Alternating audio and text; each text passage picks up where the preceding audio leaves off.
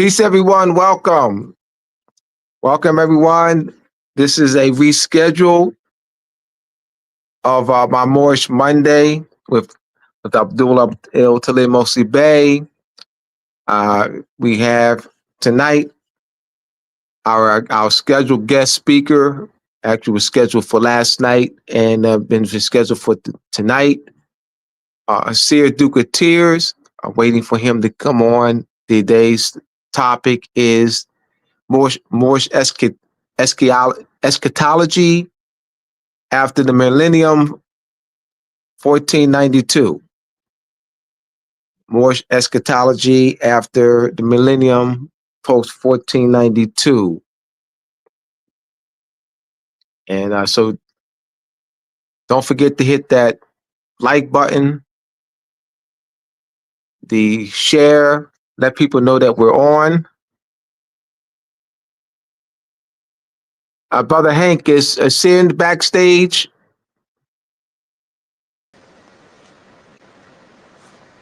Nada yet, brother. Greetings to all the audience. This is going to be a special with Brother Abdullah Bey tonight. I'm going to be backstage producing, so I'll let you know when he shows. Let me see what's going on. You got folks pouring in and waiting for him. So, well, I sent that link, the link you just sent me. I was able to get right on, but the other one I wasn't. Let me get in touch with him. All right. Send that link to him and get in touch with him. I sure did. All right. All right.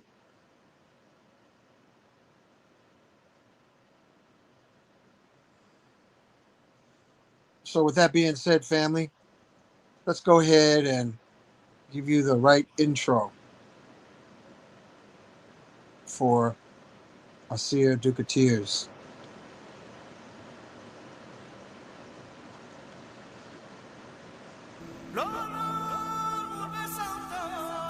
Bismillahirrahmanirrahim. Alhamdulillahi Rabbil Alameen. Ar-Rahmanir-Rahim. Maliki Yawmiddin. Iyaka na'budu wa iyaka nasta'een. Ihdina siratal mustaqim. Siratal ladina amsa alayhim. Ghair maghdubi alayhim. Wala dwalleen. Alhamdulillah. Dr. Sonata Kamara, co-founder of Temple Mother Earth, sending love, peace, and abundance prayer to everyone around the world.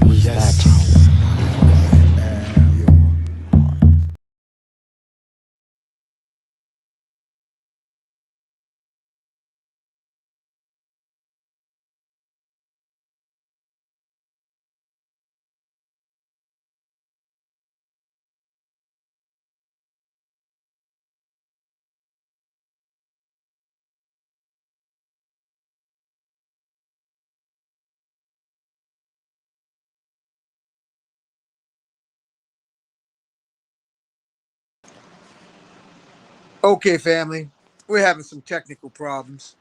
Islam to all the audience that's waiting for our distinguished guest. Abdullah El Talib Mosley Bey is also having some technicalities getting back on the show. Uh, so we're going to, I guess I have to hold it down until they get featured guests. I wasn't planning on it.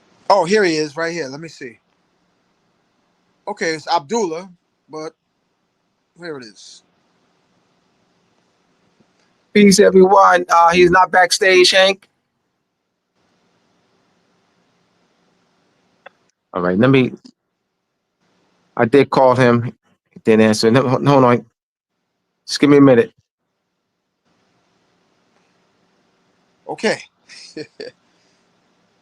um, I'll tell you what's been happening in the lab while we're waiting for featured guests to show.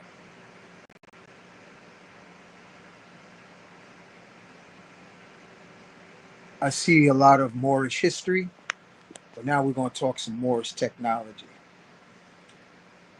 For years, been dealing with crystal activation, activating crystals with certain magnetic configurations. And lately, with this solar activity, my I am has been guiding me to activate crystals with multiple lasers. Nikolai Tesla said, and I'm only sharing this with you because you're waiting on the featured guest. My I am said, use various lasers and also lights, specific lights, to activate the sleeping giant of crystals. Those of you who have heard of Edgar Casey, he said Atlanteans stayed in their 20s for thousands of years by the use of crystals. Some of us may have the attraction from ancient genetic memories. So I've been using these crystals, I've been using the lasers and also select types of lights called noble gases. All right, let's see who's we got Abdullah here. So if you want to tune into more, like, subscribe, share for the technology. And I'm going to let Abdullah take the show, but the featured guest isn't here yet. Nope, he's not here yet. All right, yeah, I did talk to him. He said he's trying to get on. With the link, I sent the link you sent to me, and yeah, peace, everyone. Thank you for tuning in. So I'm We going wait. backstage, me and my crystal. So remember that, family. The crystal It technology. says a two-step verification. He's mentioned it. Is there a way you can call him, or he mentioned that there's a two-step verification? Just text me. Well, you got to show him how to get through if he doesn't know The how to do it. two-step verification is not letting me in. That's what he just texted. The two-step verification is not letting them in. Tell him he got to use his YouTube channel.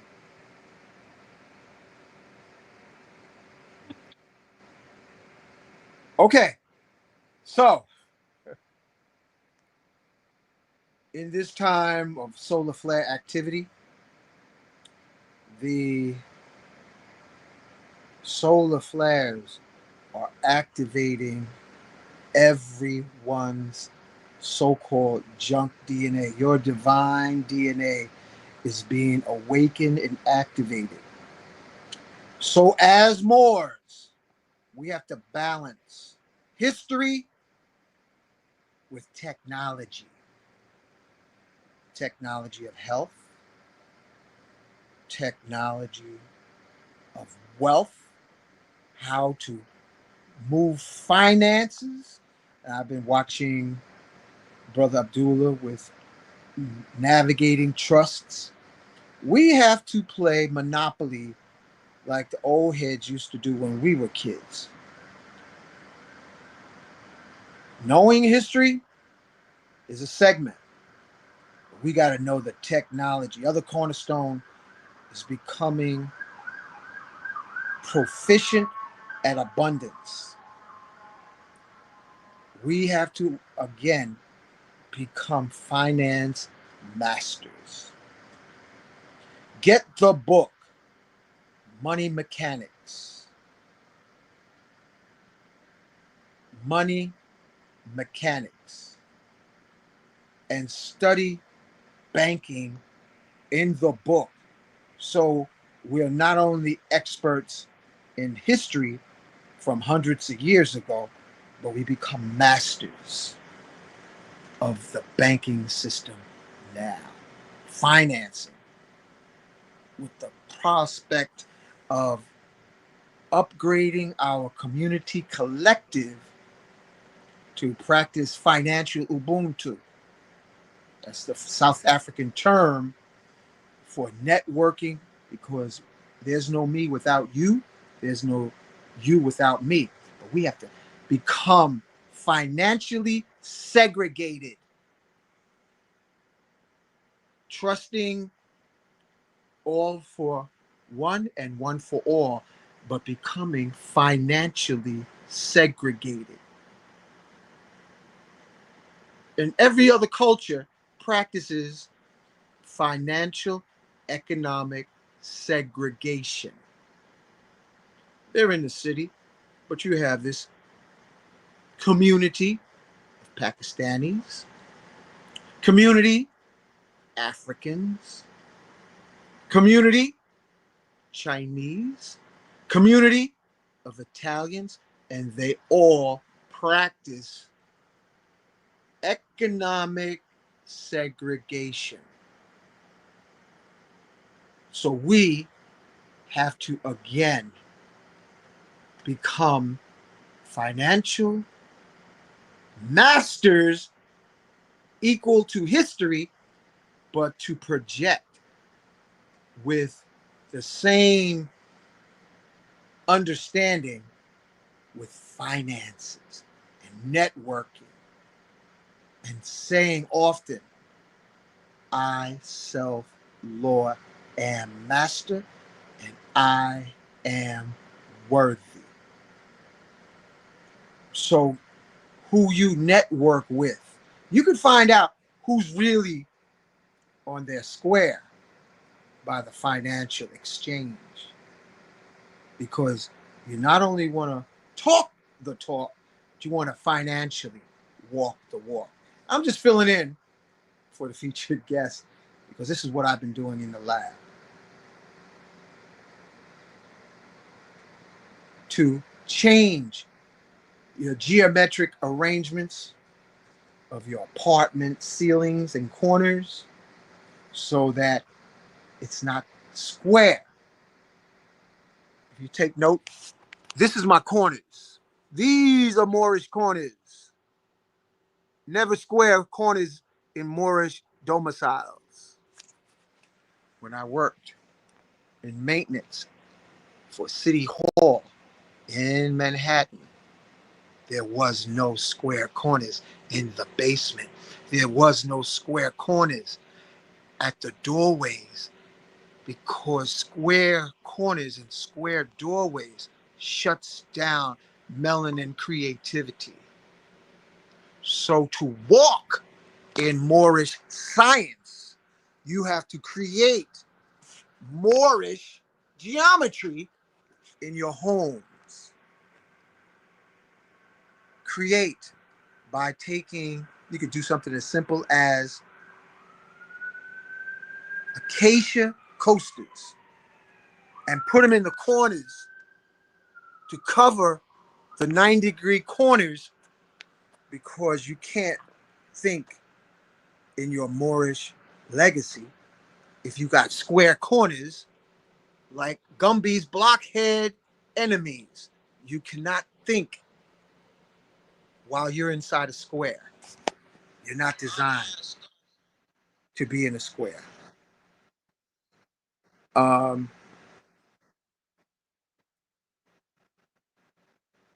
the brother is having trouble.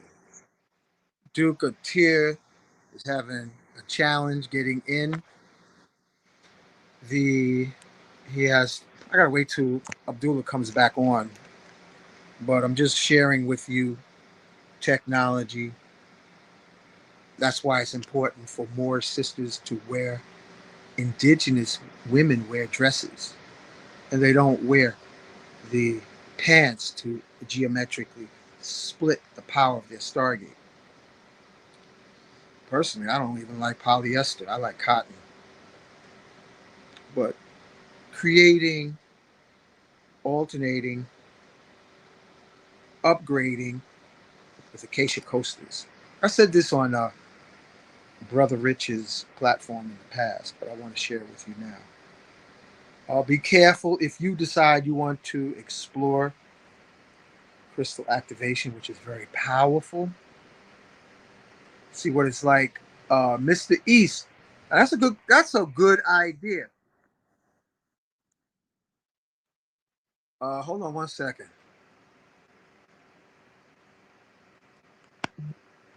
Hold on.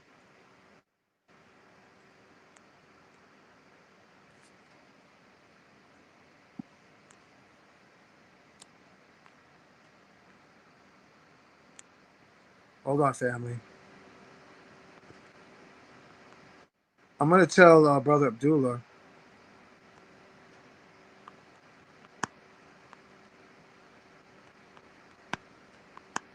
Hold on. I'm gonna tell Brother Abdullah to come on back on the show, and then let Aseer Dukatir call into the show so that he could we can get this show on the road. There was a brother, Mr. E said, yes, I surround my room with quartz crystal balls in each corner. Yes. And then you put your intentions taped to the crystal because it's a form of life. Don't, Moors, brothers, sisters, do not live, exist. No, he has to call you, Abdullah. Hold on. He has to call you on your phone.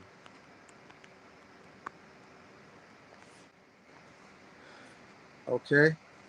Uh, Moors not supposed to live in square houses. Our ancestors didn't live in square domiciles because you won't think like a Moor. You'll be squared, your pineal gland, your spherical cranium wasn't designed for you to be in a square. The rulers, when you want to rule over someone, you have low ceilings. You have aluminum siding on the house to lower your frequency. You have low ceilings and lots of square corners. Um, Listen, you know what I'm going to do? I'm just going to call Duke of Tyr right now. Uh, Hold on, family. Stay on the line.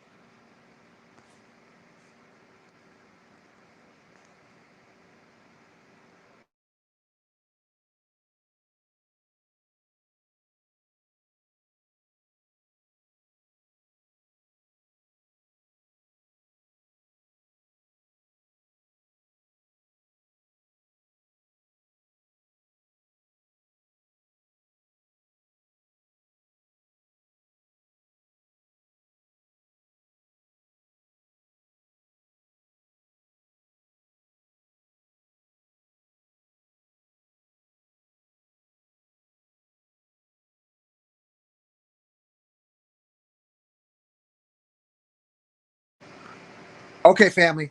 I'm going to set up the computer instead of I was just going to sit back in the corner and chill out with my kitty cat. in the background, but I guess I'm going to have to set this up so that the computer.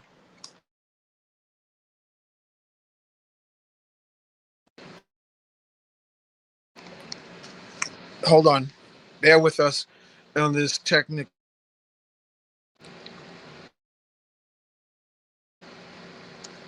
We're going to solve this problem right now. Going into, I'm going to enter into another uh, phone. I mean laptop. Here we go. Okay, now I'm going to hang this one up after I bring on Abdullah Bey.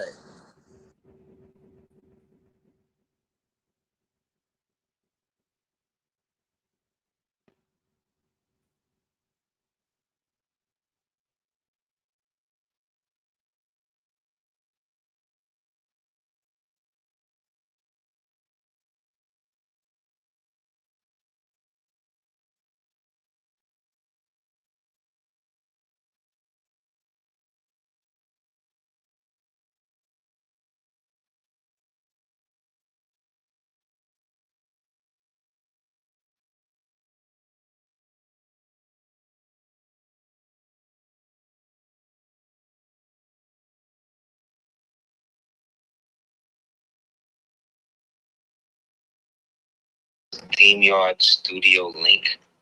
I did. I sent that to you. Into the studio. No, I don't have that. Okay, family. Okay, can you hear me now? Let's put in the comments whether you can hear me now. Peace. Lee Bay, hold on with your words. Tell me if you can hear me. Y'all let me know if y'all can hear me. Yes, okay. Aseer, Duketeers. Peace. They can hear you. Does it sound clear, family? Loud and clear. Okay, Aseer, Duketeers. Go ahead and yes, okay. You got the audience right now, brother. Can you hear me now? Yeah, they can hear you perfectly. Okay, great. So, family, I present to you Aseer Duketeers. Peace. Peace, everyone. Thanks for having me on, brother. Thanks to the people for the support, and thank you again for navigating through the technical difficulties, which always seem to arise. Can you hear me still? Brother, you got the mic, and you got an audience up the gazoo. It's peace to everybody for the support. Yeah, I really appreciate it, especially in these times and days when so much going on. You know, so much just problems that really start off from just misunderstanding. So I think a good part of what I like about platforms such as yours is that you give people a chance to be able to navigate through that and not get caught up in the middle of whose information is better, who's more authoritative, and all of that. All of that, you know, steel sharpening steel. Okay. Aseer Duketeer, one question. Can you hear me? Oh, family, I think his phone just dropped now. Oh, this is interesting. Okay. Aseer, your phone, did you hit the mute button?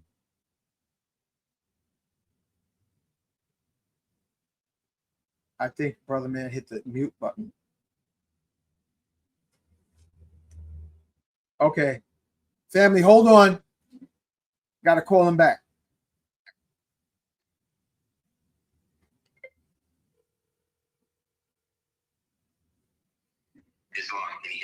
We could hear you, and then your phone went mute. Right. I think Brother Abdullah is trying to. All right, hold on. I'm going to just connect you and Abdullah on the phone so that. Hold on. Hold on, family. We're getting there. Oh, here we go. Okay. Add to stage. There you go. Peace. Have him on the phone, Brother Abdullah. Peace. All right, good. Yeah. Okay. Abdullah, you hear him? Yes. Yeah, it's crazy. Okay. So I'm going to the background. Abdullah, you got full face, and you can talk to Aseer Dukateers. All right. Welcome again, everyone. Thank you for tuning in. I greatly appreciate your patience. Can you hear me? Yes, I can hear you. Okay, I can hear you now. All right, good. I'm talking to the audience and letting the audience know that we have Aseer Dukateer. He's on the phone via telephone. All right, so this is how we're gonna do this. All right, so thank you everyone for tuning in. Hit that subscribe button, like button, and once again, the day's title is the eschatology, the Moorish eschatology of the after the millennium, 1492. Aseer, you have the floor. Give them a little background, your background. Also, tell us about the why did you choose about the title? Why did you choose this title? Why did I choose? I'm sorry, you broke up at the end. Oh yeah, give us a little back. Give us a little of your background. Okay. Peace to everybody again for the support. Thanks for tuning in. Big up to all the Moors, all the moms of planet Earth. I started like everybody else, I guess, coming up in the so-called American experience, melanated American experience. I was raised in a semi-conscious family, of people who considered themselves, I guess, pretty aware or somewhat socially or racially prideful, which is a good thing. And my mother and my grandmother and my community at that time was just very fostering in that. There was always like a street festival or, things like that going on adjacent to all of the crime, murder, drugs, extortion. That it was also a part of the hood. So in that, coming up in the hip hop era, I came up in that era in which I would say Islamic themes were dominant, and the dominant voice in rap was consciousness for the most part, and innovativeness. Like you couldn't just be mediocre; you had to be somewhat good for people to actually, be that. You couldn't do what you seen other people doing immediately because that was a big no-no. So authenticity in these things were very important to, I guess, people of my generation. And, hip hop was a direct reflection of that. And it also fed the socially understanding construct of just trying to get us to understand why we were in the socioeconomic position we were in, being that we were, my generation or our generation, were the byproduct of the conquered, of the people who were conquered, or I would say who were forced to become part of the same system that they were rebelling against. And then their white counterparts at the same time who were so-called rebelling against them all basically went in and fulfilled the power structure that they acted like that they was working with them to fight against. So there was a lot of disillusionment, you know what I'm saying, in our parents' generation, you know what I mean? Because a lot of them kind of felt like they were selling out, because a lot of them did. A lot of the social programs were meant to foster the further progression of integration. That was the bedrock for the so-called melanated people, the victimized culture syndrome that was being inflicted on us. Now that we had somewhat assimilated into this new culture, which was now a commercialized culture that was now going to take all of the benefits and stuff that we had and we was working with each other and now dispersing that amongst themselves while also dispersing us amongst themselves. further destabilizing our neighborhoods and our stuff to be able to make it seem like it wasn't good enough when we actually had more before all of this. So growing up, you know what I'm saying, the Nation of Gods and Earths was very heavy. The Panthers, you know what I mean? People was walking around with Malcolm X buttons. You know what I'm saying? It was a very polarizing time. And I think in that, I personally was looking for some way to make sense about what I was trying to involve myself with, whether it be socially or politically or spiritually. You know what I'm saying? And in that, initially, like I said, the Nation of Gods and Earths was very Peace. great to me because it was something that was not only giving brothers direction and focus, but it was also providing a means of language and uniformity that was still structurally rooted in the community. You know what I mean? But there was also something mystic about it and being able to understand things like that. And so that opened me up to finding out that Malcolm X, you know what I mean, was also a part, that the Father Allah was also a part of the Nation of Islam, and it opened that up. Because I had always seen the Nubian Islamic Hebrews, as they were called at that time, in the hood, selling oils and shit like that, stuff like that. But for the most part, I think all of that kind of like infused with me, because I grew up at a time where all of it seemed to have its place within the community. You know what I'm saying? So whether you mess with it or not, whether you was down by it or not, you know what I mean? Everybody had a Shambon or a Shamik in their family, you know what I mean, at a certain time. And then that kind of flipped when then everybody went into having like Hebrew names, you know what I'm saying? And then they went into people then having like Muslim names, you know what I mean? Because they went, based upon whatever consciousness, it's like you were able to kind of like tailor fit yourself to that consciousness, which then came along with an ideology, a way of life, a lifestyle. You know what I'm saying? But it wasn't so much in conflict like you see it today. It wasn't so much a conflict that you were doing that. Like the conflict you would get, like those people who came up against God's earth, for instance, like you would come home and then one day you do your 120, got your pen, now you want your mom's and then the call you, infinite born Allah. Like she's not gonna do that, but we're young. We're you know what I'm saying? Like we're young, so we expect them to be able to respect it like that.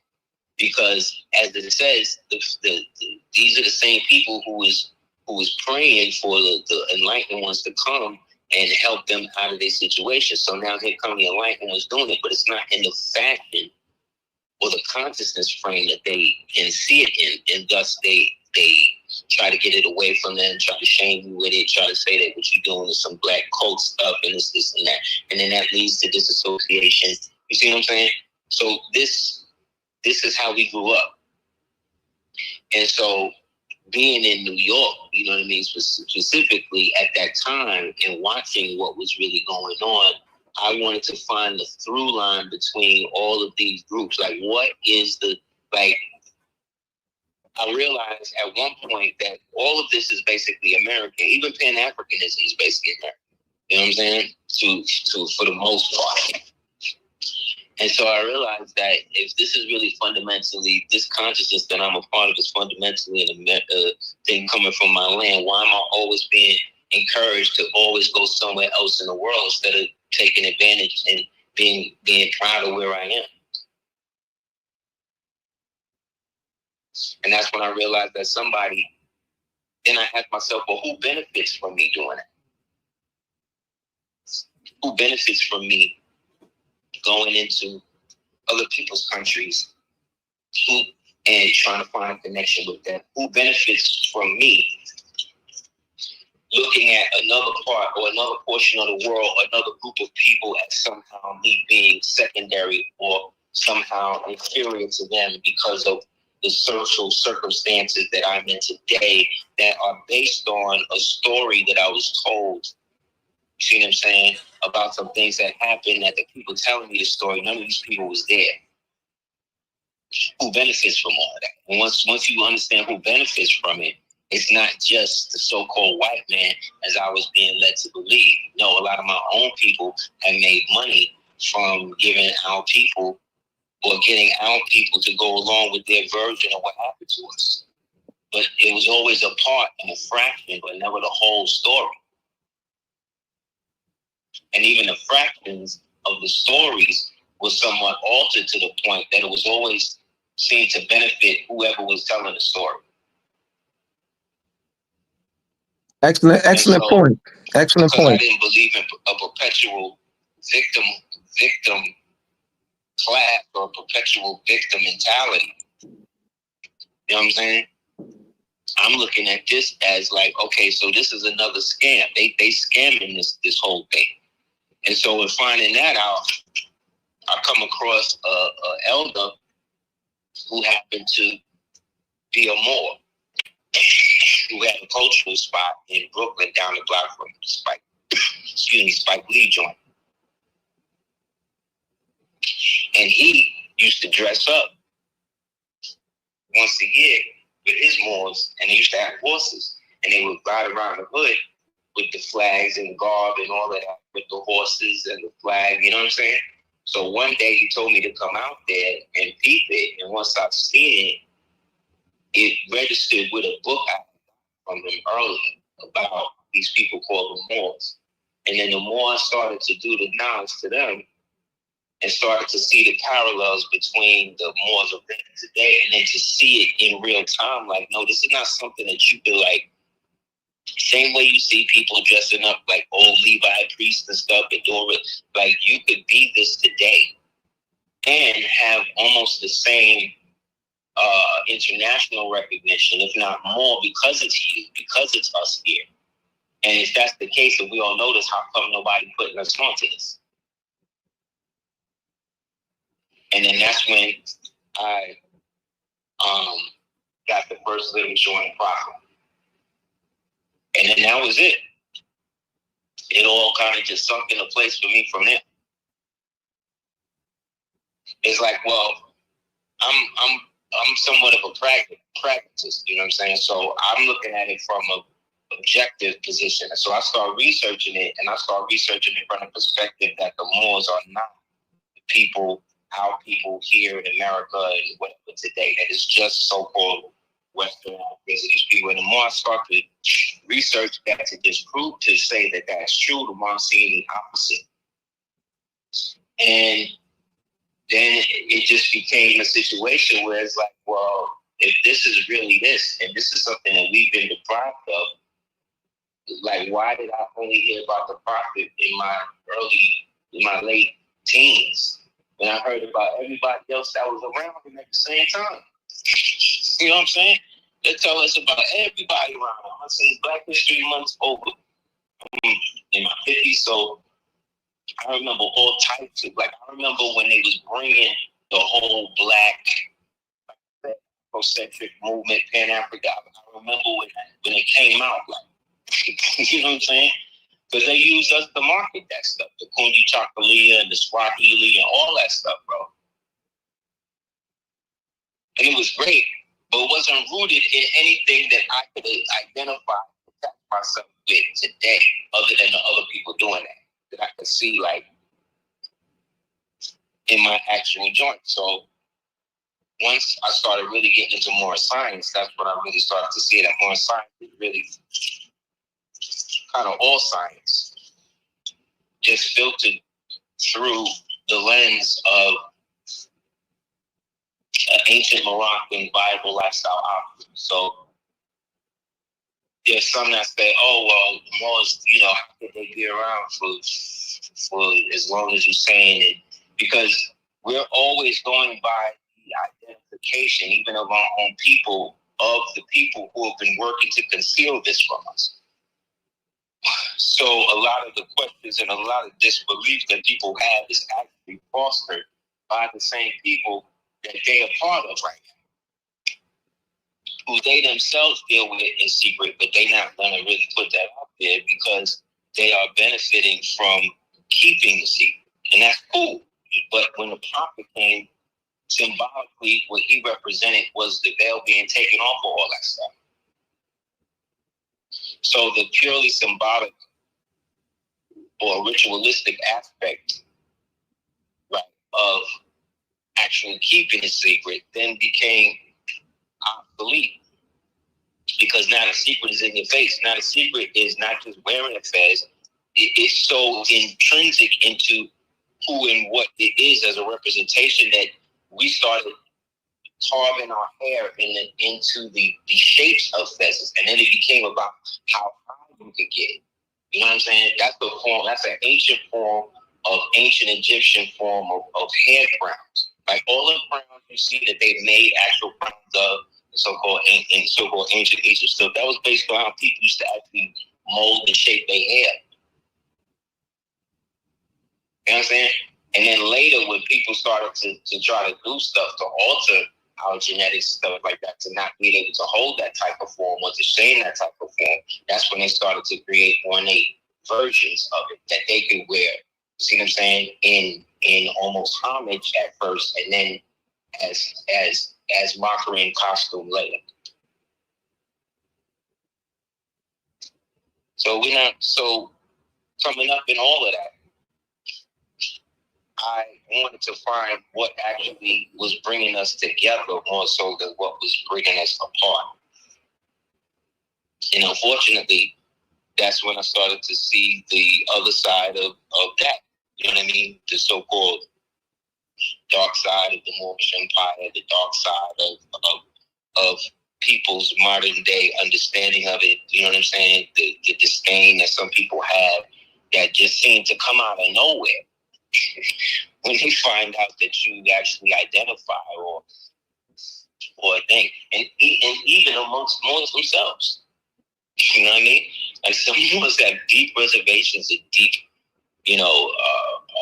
problems with the temple or with this or with that, but they're not going into it to try to fix it. And it's like you get to the point where some people just get happy with being able to talk about the problem. But the problem is not even temple itself, and it was the dirty Moors and the dirty people who helped dismantle it from its original inception. Based on my research, of course, I'm not trying to impugn anybody that's in it because I'm a part of something, you know what I'm saying, or anything like that. It's just that we can't always be so one-sided in it and act like we are not at times guilty of apathy when it comes to striving to get everybody on one accord. You know, sometimes that sacrifices people actually having to be held accountable for the things that they have done to create the disharmony. But that's another story. But either way, once I started to see that, I started to really do the knowledge to it, and then started to apply the elements of the principles, love, truth, peace, freedom, justice, actually, to my personal life. You know what I'm saying? So it wasn't like, okay, I'm a Moor now, so now I'm not going to do the knowledge to 120 or any of that stuff. No. I just started to see the more science and the wisdom of Father Allah inputting the principles that the Prophet had left in that. You know what I'm saying? Like whether it be the Circle 7 being reminiscent of the universal flag being similar to Circle 7. You know what I mean? Having the gods have their headdresses, their own alphabet, their own language. You understand? But that's culture building. That's just what Jeff Fort and them was doing initially. You know what I mean? With the El Ruka thing in Chicago and things like that.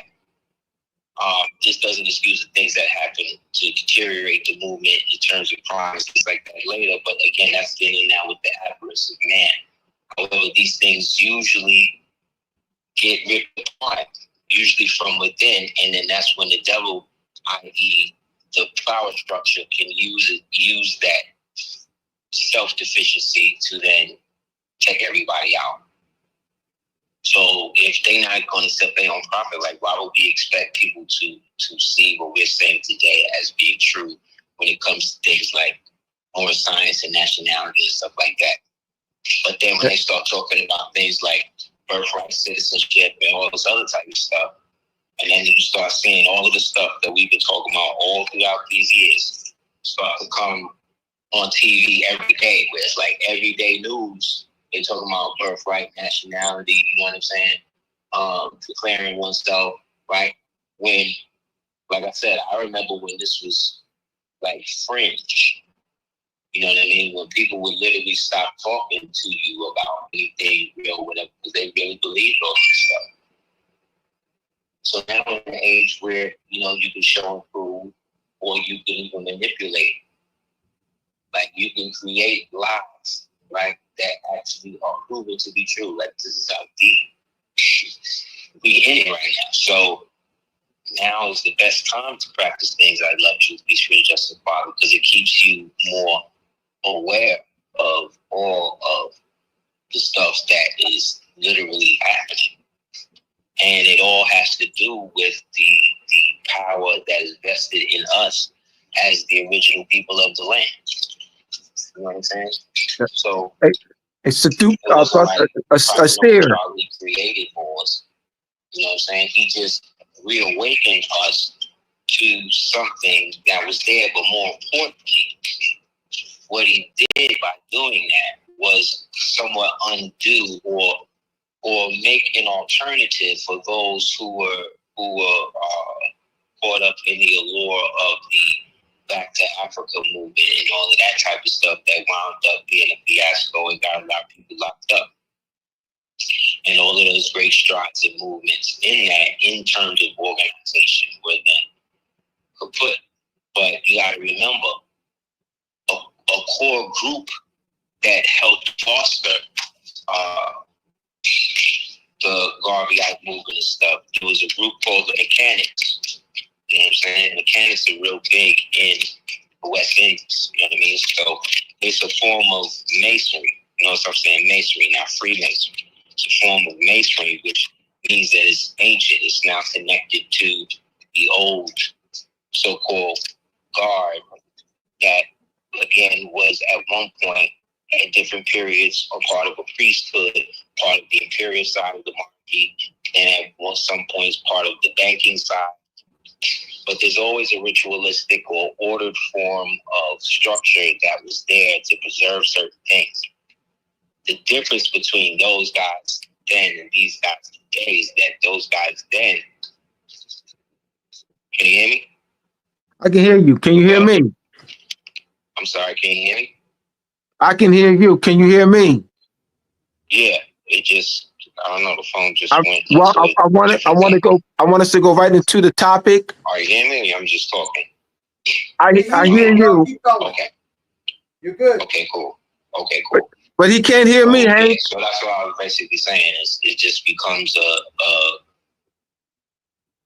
a whirlwind of you or us always trying to catch up to what somebody is saying our identity is based upon where they are politically and socially. However, we are so intrinsic not only to the fabric of the American so-called strata, but the world strata itself, because we are the original people of all continents of the earth. Because wherever you see people that look like us on them continents, right now they're going through the same types of stuff when it comes to dealing with other people who aren't. And this is because of the genetic differences between us that are real and that should be celebrated. It should be celebrated that we have certain genetic anomalies and plasmoids and stuff in our bodies that other people need to survive. Okay. Can you hear me? I can hear you. Can you hear you, brother? But Yeah, hey, I Hank. just got a joint. Said that the brother wanted to Yes. wanted to chime in. Yes, I want to. Can you hear me, Duke? Aseer. I can. You just sound from that far away. All right. Yeah. So I wanted you to go into why did you choose the topic then at the eschatology, the Moorish eschatology of the after the millennium 1492, and go right into the topic. Yeah, I think you said so. you wanted me to build on the understanding of what the eschatology of, Yes. what I was saying was in the beginning? Absolutely. Yes. Okay. Okay. Well, first, for people that don't know, there are many people over the years who've done videos dealing with topics that some people would refer to as metaphysics. I myself included. I used to really enjoy doing metaphysical videos and stuff like that, but I kind of pulled back from those. The more I started getting into some of the actual real life, research-based stuff, because I didn't want to blur the lines between, what we're speaking of in a general spiritual fashion into, how that translates into the world, because some people are not, or tell themselves that they're not spiritual, and thus will strive to negate what you're saying because you actually believe in something, non-physical, that can't be empirically proven, again, according to them. Yet it doesn't take away from the fact that nobody else in the world sees things like that. You know what I'm saying? Only people see things like that are people who have been, again, maladapted by media and how we've been raised here in this country. So just want to put that out there. So eschatology itself is a part of a theology that is usually concerned with death, judgment, and the final destiny in the soul. So this is not localized to Christianity or any specific religion. You know what I mean? Every so-called religion in after the post-flood world always dealt with some sort of pragmatic dichotomy or push and pull between what we would perceive as good and evil. You know what I mean? Which are polarities, right? So what eschatology does is, or what it's supposed to do, or when you look at things from that perspective, is looking at it from the perspective of how the belief in these things sometimes create the disillusionment that humanity does, and how that disillusionment, which is the pulling away from the truth, right? The pulling away from the truth, what that does to the human, or when I say human now, I'm not talking about everybody, I'm talking about those made of the original light, right? The 100% human beings. Everybody else is only like 97, 95 to 97%. So if you got something other than that, then you're not 100% human. So I'm talking about the 100% human beings here. Nobody talks to us about what it's like living around people who don't have that type of connection to things. So I could explain to you how it feels to be in certain circumstances, but unless you're actually in those circumstances, you don't know. Just the same way I wouldn't know, like I wouldn't really know what the sun feels like in a body without knowing. You understand? I wouldn't know that. I never had to know that. So in that, there are certain things that I've never had to think about. You understand? Because I've never had to be without that. That experience is akin to how all people experience the reality simultaneously. You understand? So it may look like this person has great things or whatever, but then, this person may have to, be defecated on. You know what I'm saying? You don't see those pictures, so you don't think about it. So out of mind, out of soul. So this reality has mastered the ability to get people to disassociate themselves from their main identities by providing themselves with alternate identities that are created and then managed through colorable titles or colorable law. Right? That's how they do it. So that's a form of sorcery. That's a form of spell casting. That's a form of glamour. Right? All of these things are manifestations of things that today we would call demons, which are really just manifestations then of the lowest self.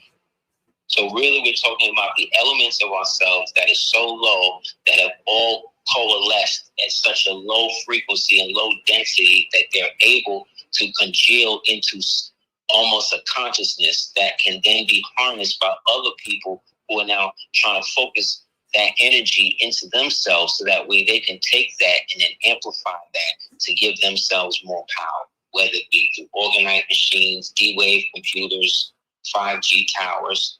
Like they found a way to suck power out of what they refer to as the metadata, the minutia, the garbage, the stuff that doesn't even really make sense or need to. They found ways to manifest and harness the energy out of that. So imagine what they're doing to you as a pure source, right?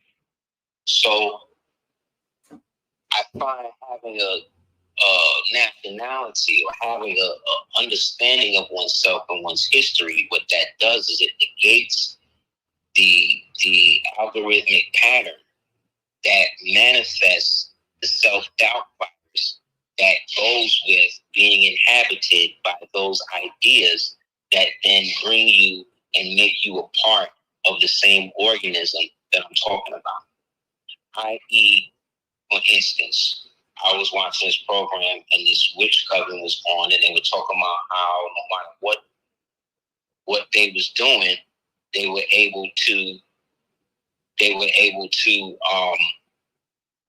not put hexes on the president. And they said, why? Because he got so many people praying for him that it's built up a certain degree of energy and protection that they themselves cannot break through. Because again, the polarity of good is always more powerful than the polarity of evil, but the polarity of evil is consistent and efficient. So it can appear to be winning. You see what I'm saying? Because it deals in lies. Whereas the truth is always going to be what it is. The lie needs you and other people to verify it, right? The truth don't care who tell it. You understand? So the truth don't need anything else. And that truth, right, was so absolute that they had to find ways to dilute it and then get it to where it is now about your truth. You understand? It's about your truth, your healing, your understanding, right? But that your, right, becomes I, and then that I becomes what you are now seeking out to glorify that beauty that you have now adorned yourself with, right? Which again is a false sense of superiority, a false sense of superiority, because one, I'm a white man, I got money, I got all of these people who I rule the world. Or, hey, I'm a affluent black person and I'm a Greek and I'm a Christian and I give money to the homeless, so I'm better. Or I went to an Ivy League, an HBCU, you see what I'm saying? And I'm better than this nigga who ain't everything who left the block. This type of stuff. That's all illusionary behavior from people or manifested by people who don't know themselves. However, because everybody else knows, everybody else in the world knows that they benefited and that they were part of the Six Nation Confederacy that invaded here over the course of 200 in successive waves from, let's say, 14 or what they call 1492 to about 1555. Then the first wave, second wave now 1555 to about 1666. Second wave, third wave, 1666 to about 1774. 1774 is an intersystem, is an armistice period between 1774 and 1776. Then it's back up and running. So from 1776 now to 1812 is now the final aspect of it now. So now what has happened by that time, we as a people, especially here in so-called America, we consolidated our empire. Because we learned from what happened in 1492. So we mechanized the empire. We've consolidated it as a military global force in which nobody is moving nowhere without giving tribute to the whole, which is then being used to distribute arms and everything to the rest of the world. And at this point in the story, most of these men in these places are living in war camps and living in destitution. That's why when you look at the movie, go back and look at the beginning of the movie gangs of New York. When it starts, right? When it starts, they are living in a cave. They're in the caves. It starts with them with the flutes, and they get the dead rabbit ritual. They get it off the dead altar, because this was the page. These people lived literally. A cave came over here and built holes in the ground because the Moors was not letting them have houses. They didn't have none of this stuff. They showed you in the movie. They came out the caves and then had the fight in the park, in Central Park, after which again was Seneca Village. But Seneca is also Zenega, which is Old Turkish. Right? So, because again, we are the products of reconstructed history, and we got a bunch of Ivy League Negroes who sold us out and went along with these stories about us being perpetual victims and slaves to somebody else, even though the very word slave identifies a whole different nationality of people. They somehow saddled you with it while they're using what they know you really are, right, to their advantage. But they'll never tell you until you figure it out for yourself. There's somebody come, like the prophet, come to tell us, and then what do? We wind up getting pound drunk. Boys looking at him and say, no, they want to be the prophet. They want to be the one to bring the message. They want to be the ones to deliver the more. So what does that do? Through pride, right? We come before the fall. But again, they ain't no white man doing that. That's them doing that to their own people. Because we didn't fall to nobody else but each other. But because our history is given to us by people who have been sworn to keep secrets of the death cult, right? We got to go along with it. So in studying this, what this does is it brings about what you could say a Judeo-Christian or fire and brimstone type of conversations that people have become used to, because the only way they look at spirituality is through religion. But if that is the culture that they were raised to do it through, then let them do that. Everybody is against somebody believing in something. People can believe in whatever the hell they want to believe. That's what we first and foremost should be fighting for, whether we agree with it or not. Whether you agree with me or not, I'm never going to say that you shouldn't have the right to say that you disagree. You understand? Now, if it becomes disrespectful and stuff like that, I no longer have to participate, of course. However, I'm always going to be on the side of people having the right to say and do what the hell they want to do, so long as it don't infringe on somebody else. That's why I like living here. You know what I'm saying? So there are groups of people who have been duped to believe that certain principles, right, that appear to be about bringing us together, right, are somehow rooted in our, way that we were raised and our mentality and stuff like that. And most of it isn't. You know what I'm saying? Like most of these ideologies, whether it be communism or capitalism or whatever, these are just things that are there for you to utilize or not. They're not things that you're supposed to base your whole life on. You understand? They are not things that you are supposed to use to somehow politically savvy somebody to use trick knowledge to then get in power and then circumvent everything you told them you was going to do when you got in this. Like, that's not what these things were set up for. That's what they are like now. So what I'm saying is that the system itself, when everybody say, oh, it's the system that does this, yes, it's true. But the system itself, they didn't create it. It was inherited by them. They sought and worked and schemed and murdered and maimed and raped and did all types of things just so that way they could have access to that same system that would give them the ability to come from under the boot heel of people who look like you and me for hundreds of thousands of years. You understand? That's what I don't think we get, and we don't get it because when we think of what happened to us, we think about it the way we look at slavery, the way that we were crafted to look at it through his eyes. Through his eyes. But every slave story, every slave movie you ever met, all the slaves wasn't chained up. What did they show you? They show you the same thing. They show you they was on the boat, then from the boat, they was at the auction, then from the auction, they was on the plant, they was walking to the plantation, right? Every slave story you've seen got that scene in it. Why? So it happened like that for everybody? Everybody went through it the same way? Hell no. No, you got to know what happened like that. For you, it's important that you entrain that. So the slave ship, which is a diagram of, which is actually a diagram, right? Talking about masonry, the slave ship is actually a diagram of the female central nervous system. That's the slave ship. The little men that you see all stacked up so nice on top of each other. When you look at the diagram of the back of the central nervous system, you'll see all of these little men wrapped up just like that.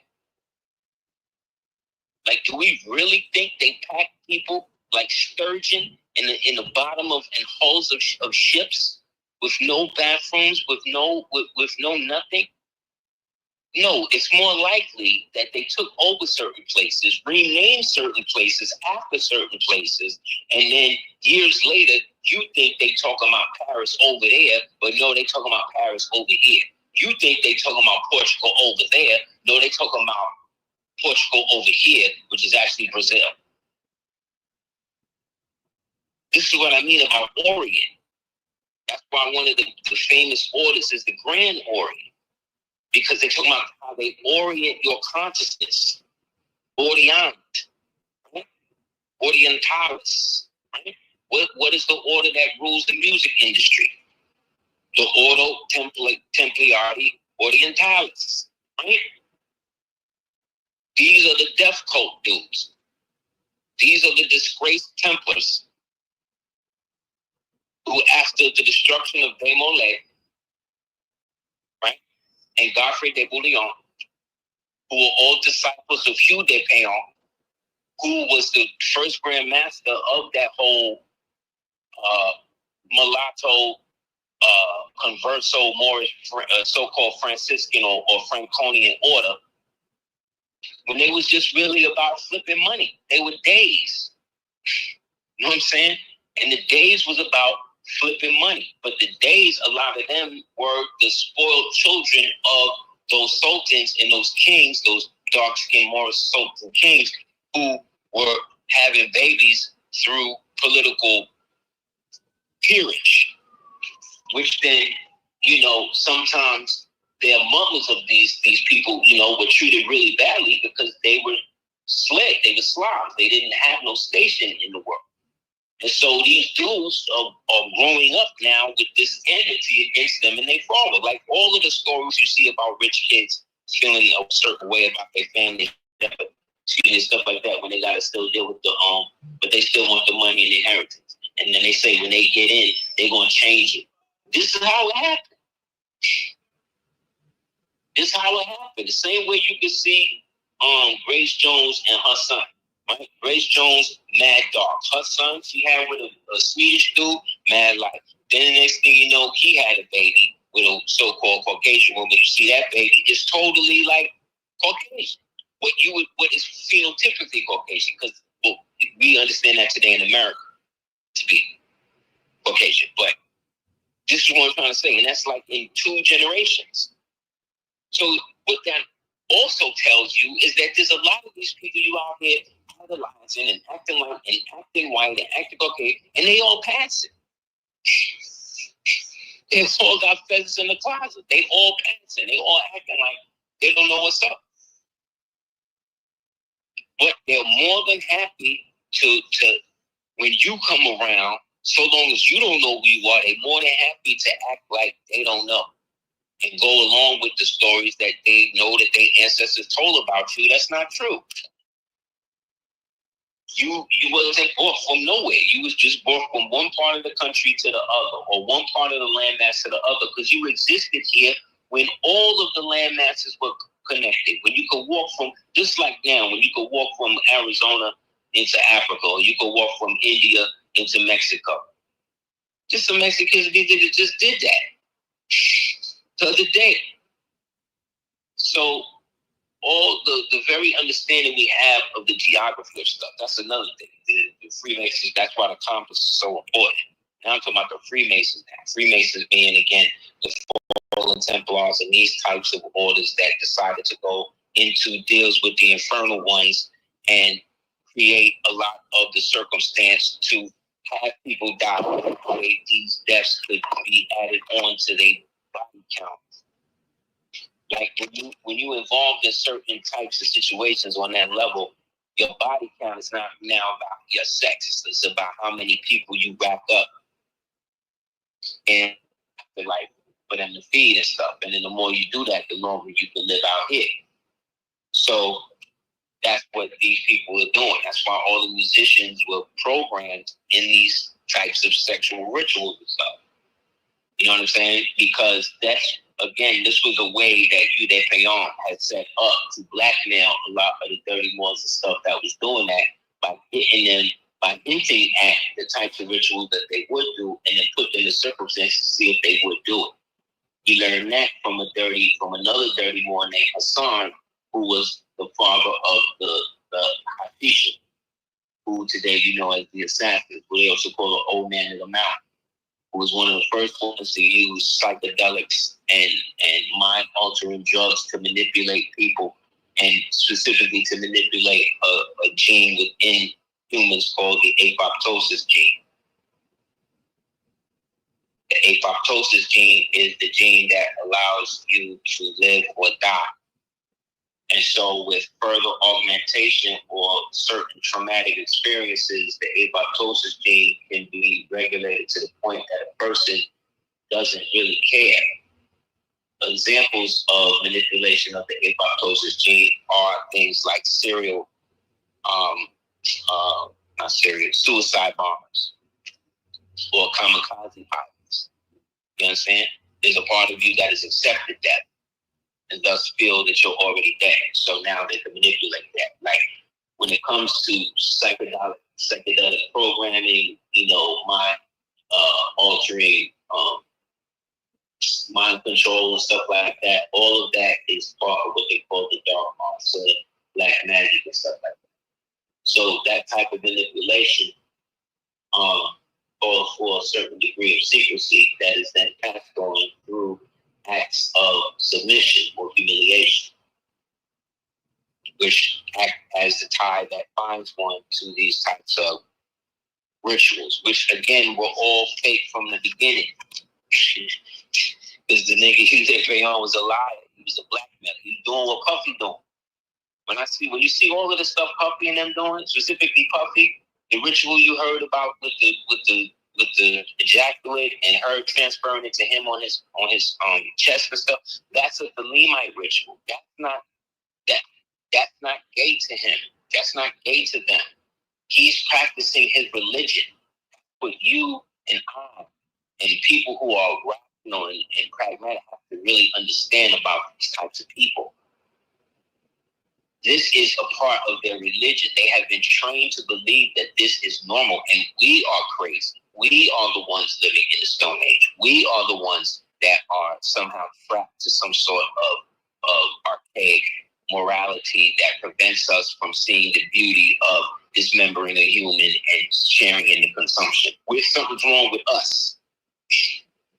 You understand?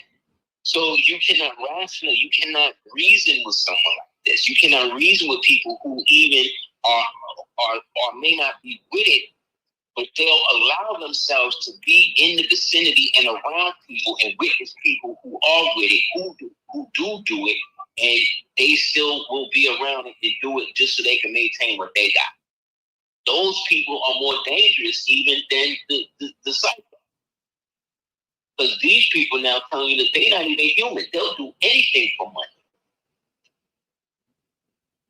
You understand? Witness number two is way worse than public. She'll do anything for money. When you'll do anything, you understand? It's beyond the money now. Now it's not even about the money. Now you got some sort of humiliation thing, some sort of submissive ritual thing, fetish thing that you're trying to get off or trying to figure out in this life. And now it's playing out like this. Either way, that is always manipulated by the ones dealing with the infernal. So we Moors, we never was really into dealing with none of that stuff until, again, these niggas, they went crazy. Understand? They started to do rituals. They started to infect the women that they was getting the women from, started infecting them with real worms and stuff like that. Then the worm then gets into them, and then they have this insatiable need to then make more babies with them, neglecting their own, creating more indemnity with their own, favoring the fake babies that hate them. You understand? That's all part of the curse. That was part of the curse. That's why it went bad for us. Because we was not paying attention to what was going on. But there was a lot of us that wasn't with it. That's where the wars came from. That's why we set up so many different corporations and so many different companies and so many different kingdoms after a certain point. Just to keep ahead of the collapse. That's what you see U.S. doing right now. You understand what I'm saying? Like, you have to understand, man. All of the stuff that these people talk about is all got to come back to the original people. But it can't come back to them in the present state that they're in because they've all become, as the Bible would say, as the Gentiles. And so Gentile is another way of saying gentleman. Gentleman is another way of saying Freemason. Freemason is another way of saying free and accepted or free Mason or maid son. Because this was the title that was given to those who were freed and then accepted into the houses of the nobles, reluctantly. That's why they couldn't be a part of the main emirate. They couldn't be a part of the main thing. So, okay, I'm going to set up a duchy for my son. I'm going to set up a county for my nephew. I'm going to set up a county for my illegitimate thing. I'm going to set up a barony for my, you understand? This is where these titles come from. It wasn't just a monarchy like, oh, we're just going to rule over the peasants. It really had nothing to do with them. The peasants was coming to them because the peasants never had nothing. But these peasants we're talking about is not melanated people. You had poor melanated people, but even the poor was taken care of because that was the law. So when you're speaking of the Holy Roman Empire, when you're speaking of, these are all just different versions of different districts within the vast so-called Moorish Empire that had different obligations and treaty relationships with one another. And on those lands, they had people who were not necessarily a part of these agreements, but they were protected by those agreements all the same. These are the woodland people, the peoples who decided that they was just going to be forest cultures, go back, not fighting for the land, not have nothing to do with whatever, and who eventually, because they got tired of not necessarily being respected because they weren't putting the work in. And so they started to make deals with the foreigners who started coming here, but they didn't have jurisdiction. They didn't have money on the table to be able to make these deals. So that's why a lot of them got shut down and a lot of their properties got taken by us. I'm running the show right now. Can you hear me? I'm sorry, did you say something? You good. Yeah, so that's started to happen. And so in order to rebel and act like they was on whatever, they would go with the designations or whatever they was called. So when you see those stories where the white man's like, well, I don't know how to pronounce such and such, so I'm going to just call you Bill, or I'm going to just call you that.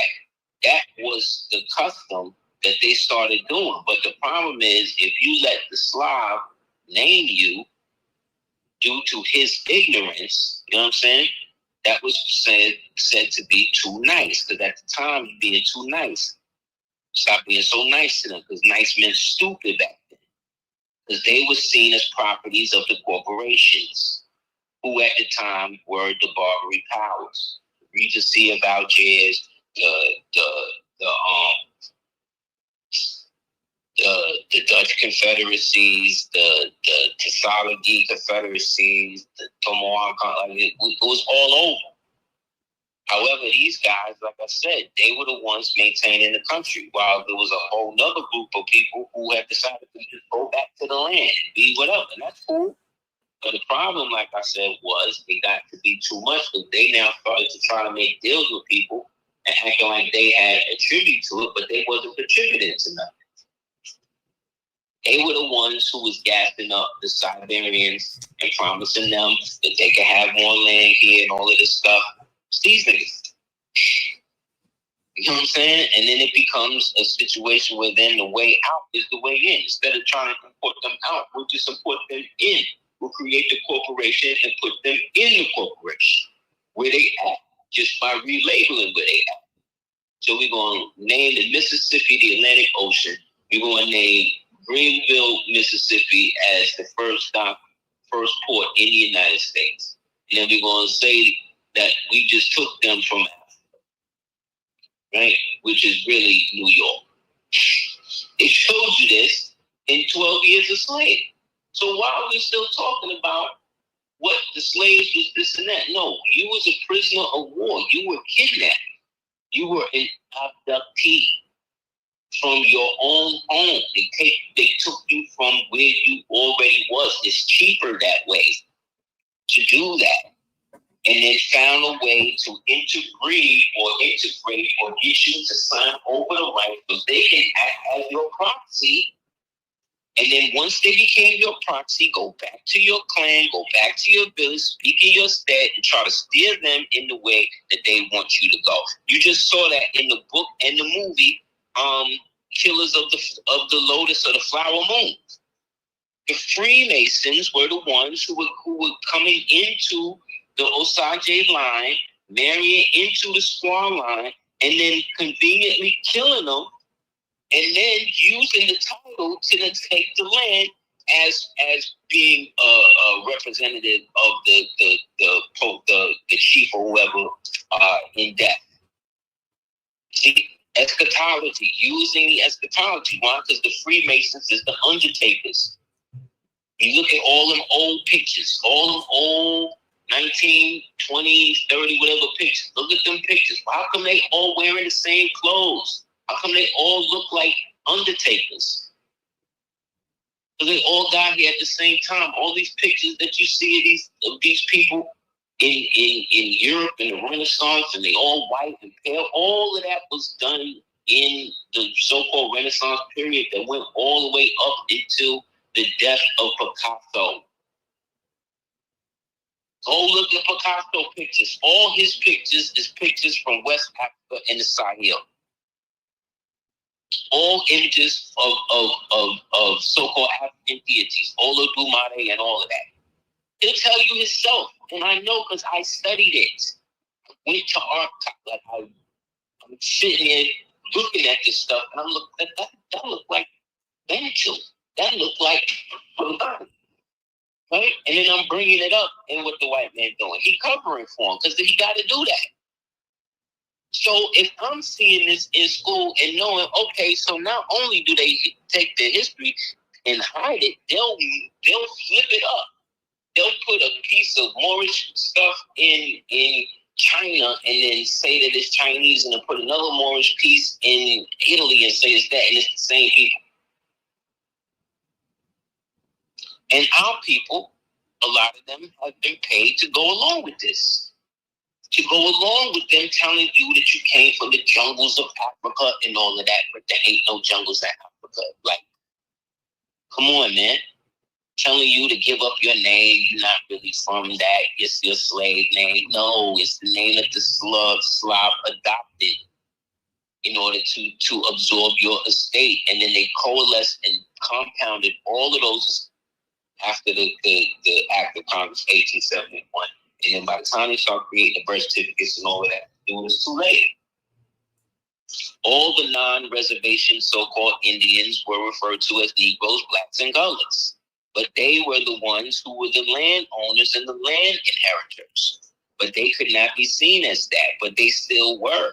So they had to find a way to integrate them into the state into the pseudo democracy, and so this is where all the wars and all of this came from. It's all about disinheriting us from ourselves and getting people that look like us to help them do it. So yes, we fell in 492. The stronghold of Granada was sold. It was done.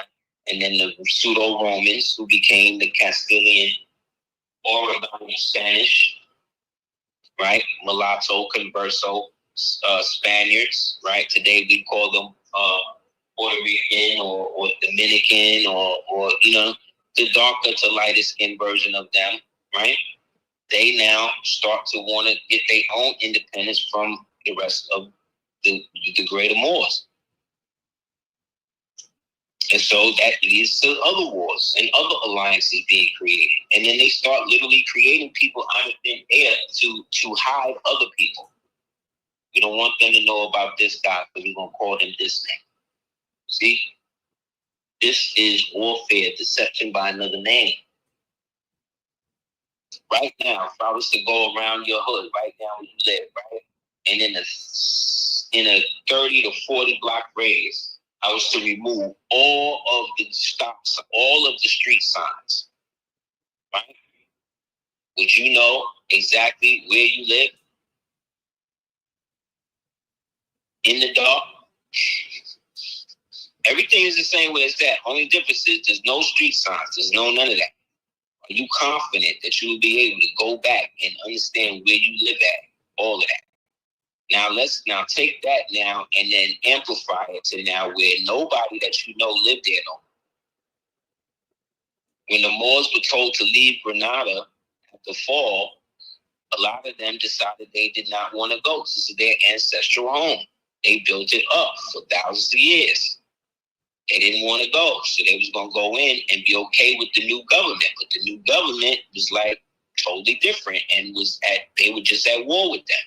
So that means if you stayed, they're going to give it to you. They're going to give you the business and give you the humiliation ritual because you're trying to stay. They're going to rub the fact in that they got a limited time to rule over you in these lands so long as they pay their debt, they rent.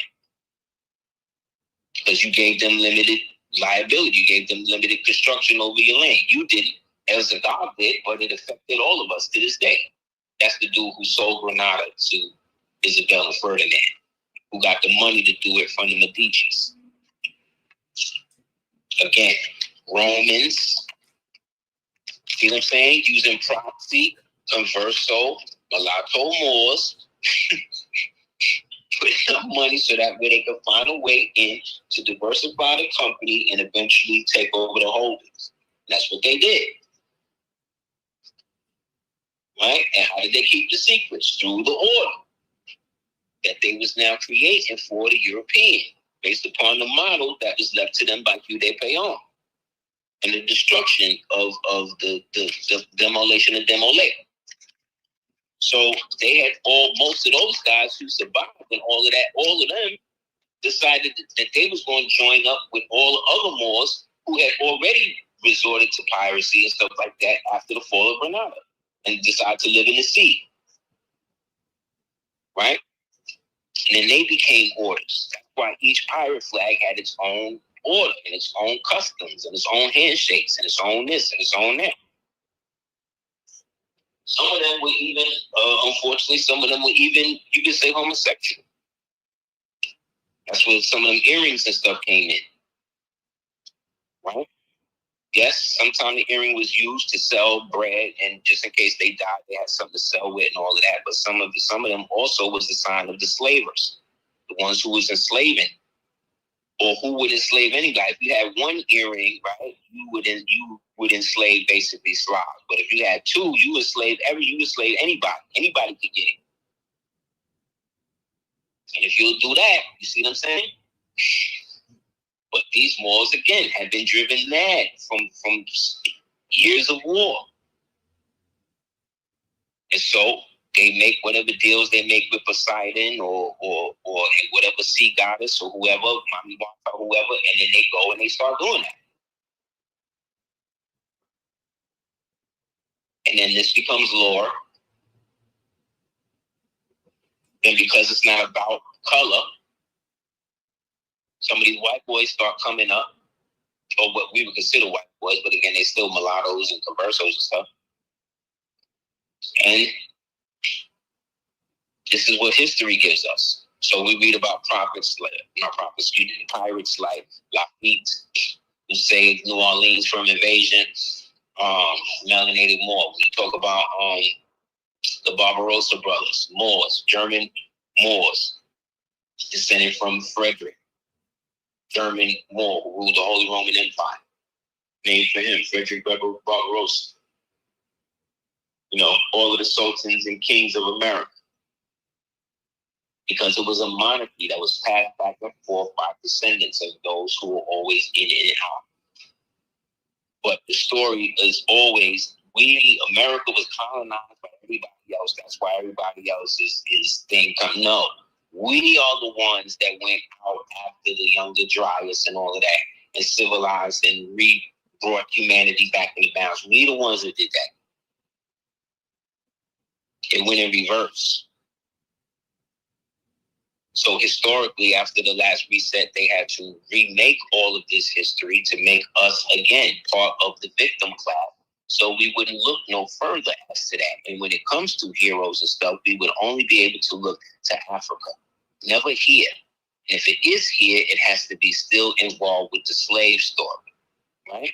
But the slavery story is not even an inch of the history that exists of us here, not only ruling, but flourishing, thriving. I'm talking about before Black Wall Street. I'm talking about before the so-called Cherokee and all these people that they keep telling you about.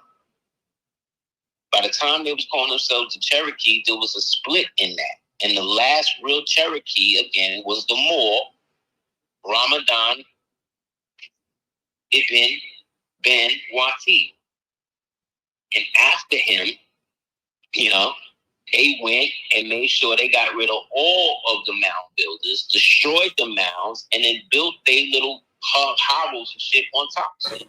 On top of that. And they went along with the foreign designation Cherokee as if it was now who they were. Because now they're going by the U.S. definition. And the U.S. was now just a reconsolidated union of the fallen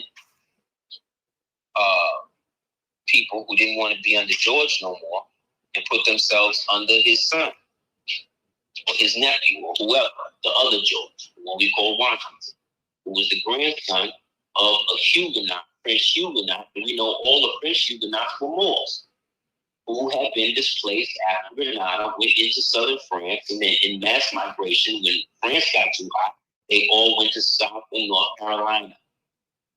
Merged with the Turks of Tuscarora that were already in Turkey, Tuscarora, so-called North Carolina, and they created the Sundry Free Moors Act.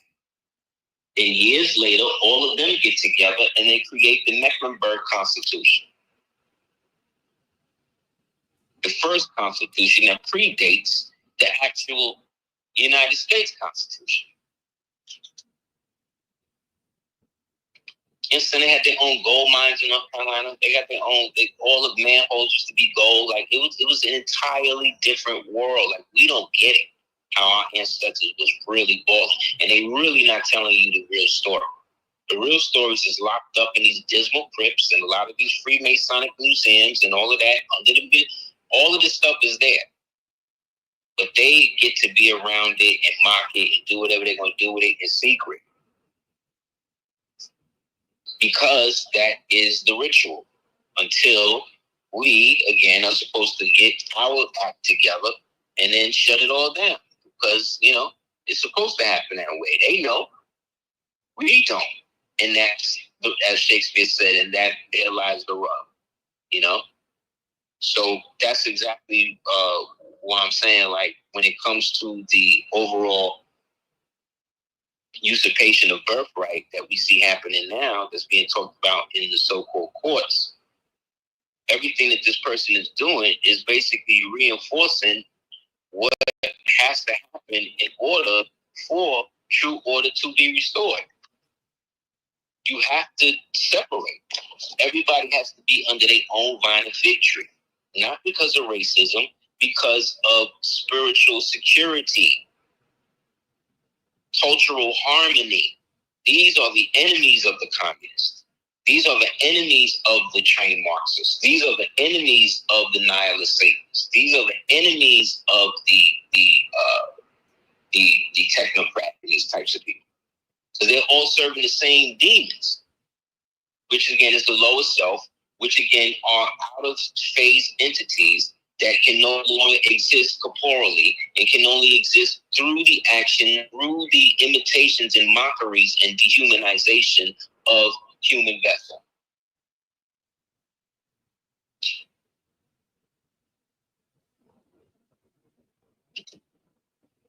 There is none of the stuff that's happening is really about us at all. We have to stop being so obsessed with what so-called white people and all these other groups think and continue to talk and say about us. We're the problem.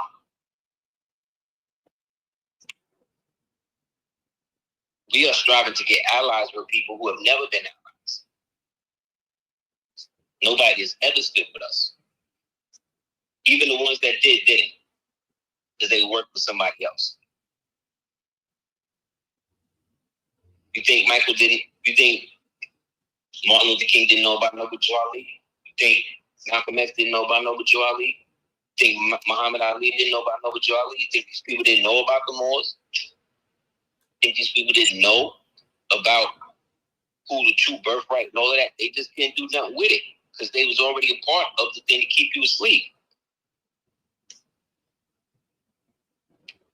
So in the dream time, like what the Australian Aboriginals say, is that in a dream time, there's always a dream marker or a totem animal, spirit animal, that comes to you in the dream and lets you know that you're dreaming. That's what these celebrities are. That's why they can't tell you nothing directly. They only tell you in code. They always got to make up a dance or make up some ritual like the Kendrick Lamar ritual at the Super Bowl to make it seem like they can identify with you and your plight. They're not even on the same earth you on anymore. You understand? They more of a slave to this thing than you. Their job is to keep you unaware of everything every time you see them. You know what that does to the soul? It drives the soul insane because it is the air of the human mind and the soul to err to what is right.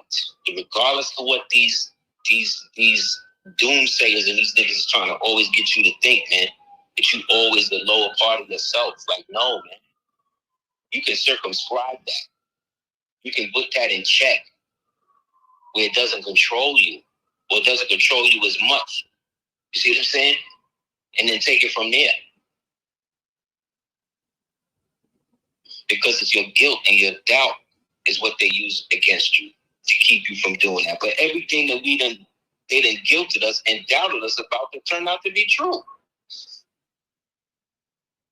Everything that I was talking about all of them years ago, reading all of these books, doing these lectures, all this stuff that turned out to be true. And ain't one person from them days who allegedly was down with the truth and all of that ain't here now ever pick up a phone and say, yo, you was right. You see what I'm saying? But it's not for them. It's for everybody else in the world that be hitting me up and doing it. And it's not doing it to be right. It's doing it to have at least know that what you're doing is actually helping in some way. Because that's all you could do. Because when you first get conscious of this, you get it to the point where you want to do it all. You're trying to free the whole planet. You're trying to just, and then you go through that whole despondent phase where you try to talk to your family and they not happening. And then you get to the phase your friends ain't happening. And then you get to the point, it's like you feel isolated. You can't talk to nobody about it. And then, you see what I'm saying? Then when you do talk to people, you meet other people on it, but you see they not really on it the way you want it. Or they on it too much, where they like almost crazy with it, you see? So then this is how it is. It's something that everybody that comes into consciousness goes through. That's how you know it's a phenomenon of the experience. It's not something that you're inventing in your mind. It's happening to you. These things you're experiencing aren't happening. However, you cannot allow it to get to the point that it drives you insane, because it will do that, and they will let you go insane. The niggas you know, and the people they will let you go insane.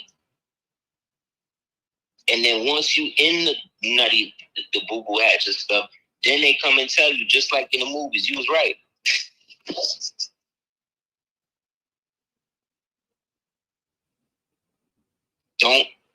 Don't let them do it. Keep it to yourself. Get it straight for yourself first. Don't strive to be out here striving to be a martyr and get everybody to you're not here to, especially Moors, we're not here to convert nobody to nothing. Especially people from other nations. They're supposed to have their stuff together. They're the ones benefiting off of our ignorance today. So you can't expect them to now come down and be like, nah, I'm gonna help you get free. You understand? I just told you 97% of their DNA is not even human. What is considered human, which means your physiology is different, which means certain things work different on you than it work on them. That's why when John F. Kennedy came out and said that, because it's true. If you got melanin, this thing that really is there to work for bodies without melanin may have an adverse effect on you. So maybe you should take the one that's specifically made for you. But see, then that gets into stylized drugs and racially specific drugs and all of that. Like they ain't been using that. Like what you think crack is? What you think that formula they put in the Popeye's chicken is? That's what all this shit is. We are all experiments to these entities, man, to these people.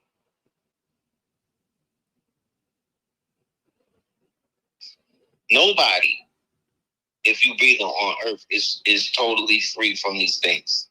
You'd be a fool to think that. You just got to mitigate how much interaction with these things that you actually have. And that will help you greatly increase your ability to sustain past their influence or their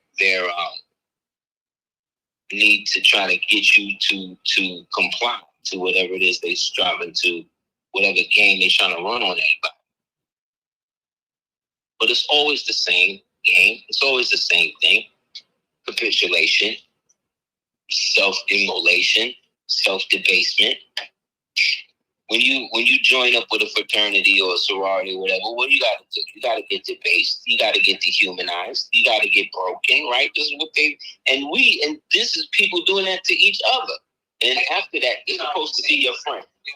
It's supposed to be your best friend. Bonds built like that seem to last, but they seem to last through reluctant obligation, which is usually based on some sort of mutual compelled benefit, i.e. blackmail. Because all of these rituals and stuff, these tapes and these hates, they taping all of that. Aseer, I want to make the announcement here. What's been strolling across the screen for the past hour, 15 minutes is Aseer's information. Donate via his Cash App. We also have his website, his Facebook, Thank you, brother. Google Play, and Apple Store. It's YouTube, Facebook, Aseer Ali Kadoba. So this been strolling across. His brother's dropping some jewels.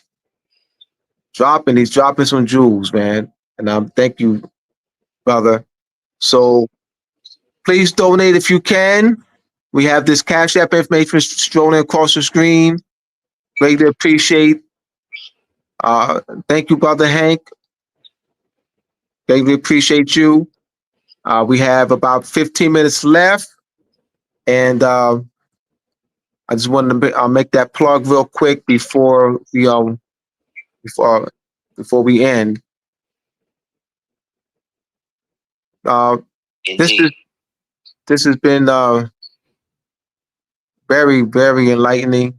You have made a lot of you connected a lot of the dots, and it's an area that I've studied over the years. Thank you, brother. I appreciate you, man. I appreciate Thank- everybody again for the support all of these years, and supporting myself, supporting the Queens. We really appreciate it. Yeah, we in the lab, man. This is work, bro. This is work. So I definitely you know understand. Can we fill in any questions, Hank? See if I can go. I should be able to go to the chat. Last time I was in the chat. If there's any questions. Any questions? Comments?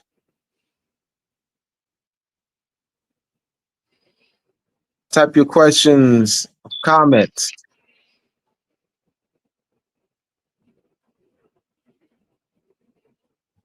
Let's see if I see any to the chat here.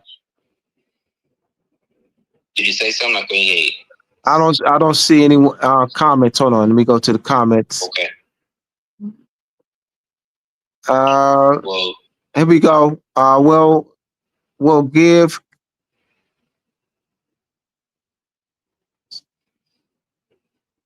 And it says we'll give K. Dot credit a bit for putting the concern for these. You hear me? Nah, it's kind of thing. All right. Hank can say it, because I think I hear him a little better. All right, go ahead, Hank. Hold on, let me move the speaker so you can hear him better. Hold on.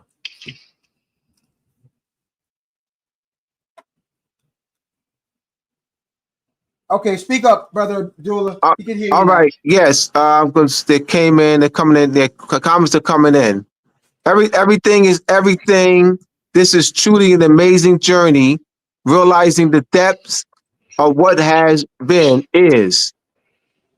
We have brother. That's everything is everything. Brother J. Ben Bay. Prophet said, "Let your good deeds outweigh your bad." It's rappers doing a lot less with their platform than Nip did, but no, they did. No, they did not. Malcolm X true. Dr. World Group, great full forehead support of both of you in the honorable space with Hank. The underscore retro. Can you talk about the devil's resurrection in Haiti? How was it brought about? How was it brought back out the pit after the end of the millennium reign? Mm-hmm.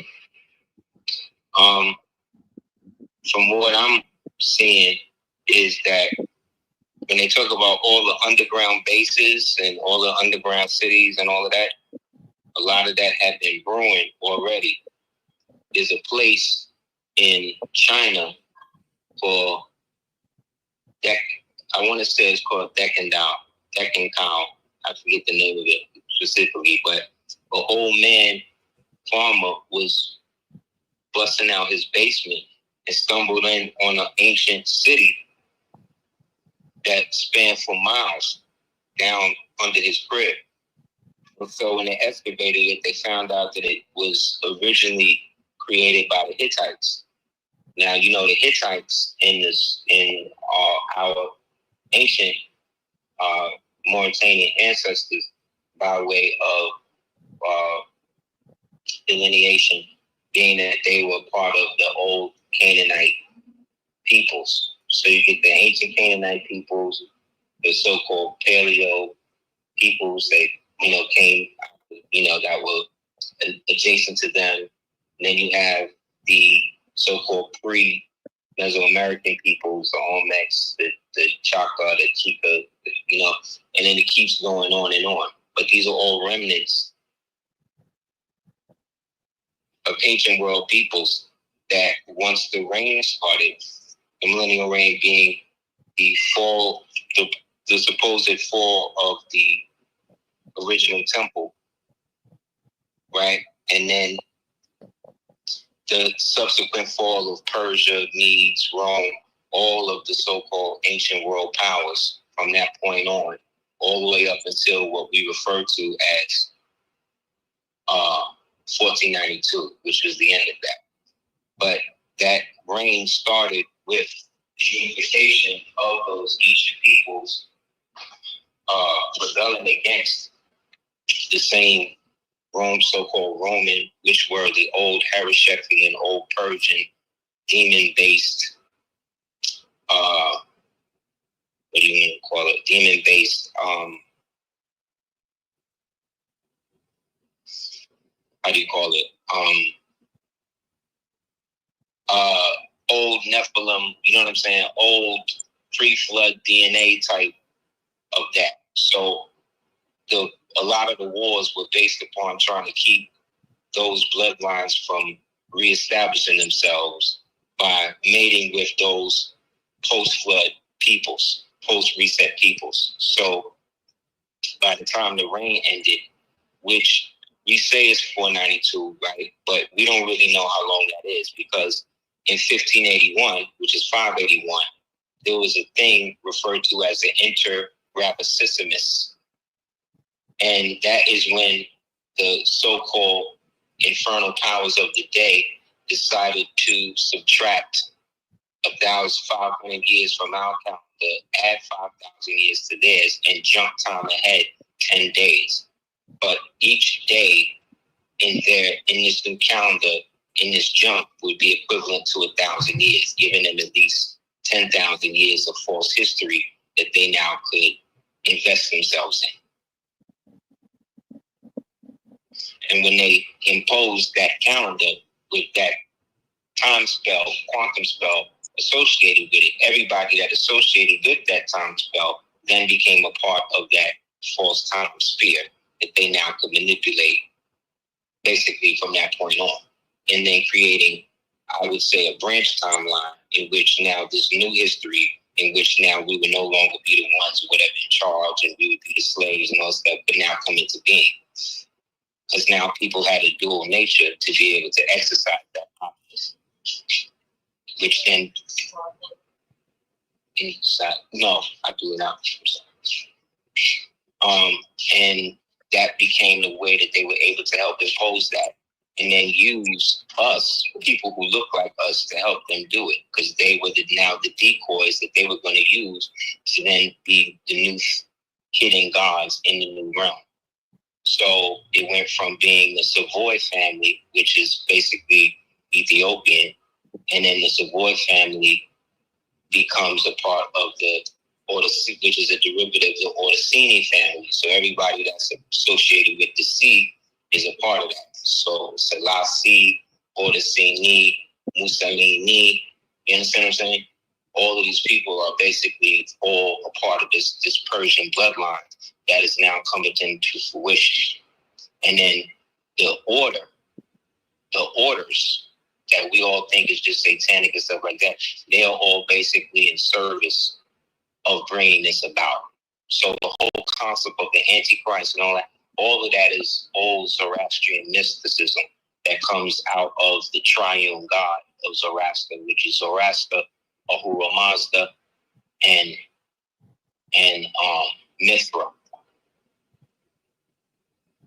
In Rome, Mithra is Attis, Zoroaster is Zeus, Ahura Mazda is like Hera, and then it could then be flipped to what's his name, to Heru, to Set, to Isis. You understand what I'm saying? It's the same thing, because at the fall of the reset before the last one, when the Persians came up, their goal was to make all of the world under Zoroaster to a degree. So what they did was they offered to build everybody in the world's temples back, because all the wars and stuff had stopped. And so everybody agreed to do it. They also, to do it, they paid for it, but they got the Egyptians basically to do the building. So this is how the second temple was rebuilt. This is how a lot of the old temples in the old world was rebuilt, because they was trying to keep the old world going. They didn't want to go from the classical period into the semi-modern period that was coming. And then in doing that, they were able to then be there to eventually become priests in all of these different people religions, and then help them not only rebuild those religions, but infuse elements of the pagan Zoroastrianism and Harishathism that they could now experience through that. And then when it got too hectic, certain people didn't want to do that. They then would create secret orders, you see, where they could train these people to do it as secret, let them run wild with it, you see, and then eventually become that. So when you look at a lot of these old religions like Islam, there's a Persian dude that was right there with Muhammad, who before he was a Muslim was a Christian, and before he was a Christian, he was a Zoroastrian. You see what I'm saying? So all of this is permeating in that. And so those old Persian families camouflage themselves years later after the Council of Nicaea into what became the Vatican papal families we know today, all of which are melanated behind the scenes, but in front of the scenes, they use the mestizo, Arab looking, white looking, whatever looking to be the ones to do it. But the real ones in control are the ones that are tied up with the beast coming out the pit. The beast coming out the pit was when, again, they came out of the inner world, which caused the New Madrid earthquake, right? And caused all of the so-called mud floods, because this is them literally bursting out of the dismal crypts, which then through the weather machines that they was using, like when you look at the old Tartarian pictures of the blimps with the death rays being shown down, this is what opened up the crevices for all of this to happen. These things start coming out, and with them, they bring about the new image of the Tamahus, who we know today are the ones that are not 100% human. And then that creates the first generation that they use in terms of the bog patches, the incubators, right? And then they use them to depopulate what was left of the Moorish, i.e. free melanated societies that they call free black societies and stuff that was out here. And then imported the Chinese women, Chinese little girls as slaves, and then started mating them with the white $5 Indians. And then they were able to take the place of those people. And then by the time of what they called the Wilmington race riots, which started in Wilmington, Virginia, while we was away fighting the Spanish-American War, they came through, took over the state, the national governments, and everything else. And then by the time we came back now, we was no longer the landowners. They had basically annexed all of this to the United States, who then, through the Act of Congress 1871, created the KKK to act as a terrorist movement to help enslave and lock everybody down into the new ideology that they were now pumping with their Freemasonic buddies through things like ISIS theaters that were under the control of usually whatever Freemasons were in the area at the time, where they would take these people into every Friday or Saturday night or whatever, and then feed them the information through the screens and shit, and screens and all that, excuse me. And then they would then employ that. So by the time they actually started seeing original people, because remember they were still segregated, we didn't know a lot of times they was there. They would just come out and they would be tuned in to help to try to kill us. You see what I'm saying? That's why they were so savage, because a lot of these people wasn't even really human like that. And so they would kill us because this is what they were programmed to do when they would see us in movies like Birth of a Nation and all this other type of stuff, which was totally different than the movies that was already playing in our communities done by people like Aseer, Michaud, and the rest of them. But again, we were segregated, so we didn't know. So by the time they shut the war down, the war started, they're using that to get rid of everybody else. And so they segregate the war. They get us fighting the white boys, and then get, while we're fighting the white people we think is Germans, who are really decoys, they're fighting the real black so-called Germans, who themselves have an access power all over the world and decide to retreat to Antarctica. And so they create what's called the breakaway society, and they've been up there ever since. But all of those is melanated people. What was a part of what they called the Black Sun or the dual societies under the melanated so-called Nazis and them type of people. But again, that was a split. That's why they would have actors like Charlie Chaplin play Hitler. You see what I'm saying? Because based on what was really happening, they had to basically fight a propaganda war on two fronts. So all them white boys from here that went over there to fight and die and all that, they brought all them same Germans they went to fight and die and kill and all that, brought all them over here and put all of them into Freemasonic organizations. You see what I'm saying? Government organizations, all to try to get more information on how to counter the black Antarctic New Schwabian Nazi people who've been messing with them ever since with their UFOs and all that. Which then again led them to make more deals with these infernal ones, which led to Area 51 in Roswell, New Mexico, Area 52 in New Jersey. You know what I'm saying? Led to the human. That's why you think black people never get abducted by aliens. Think about it. Have you ever heard a black person abducted by aliens? They don't abduct us because that's us. That's the ones that left and then kept their society, their technological society going. That's why they're gonna have to fake one. See, and get all their Masonic buddies and stuff to help them fake one, so that way when the real one comes, we won't trust it. We'll think it's some other thing because we'll be used to these fake low dimensional aliens. See what I'm saying? So we've been raised up with what's his name, Alex Jones and Data Ike and these niggas. You know what I'm saying? But really, it's just us waking up to who we are and them scrambling to try to figure out how to give themselves more time. And the so-called melanated people who they've been working for, who work with them, are about to all be exposed. You know what I'm saying? So Puffy and them, that's the ones you hear of. See what I'm saying?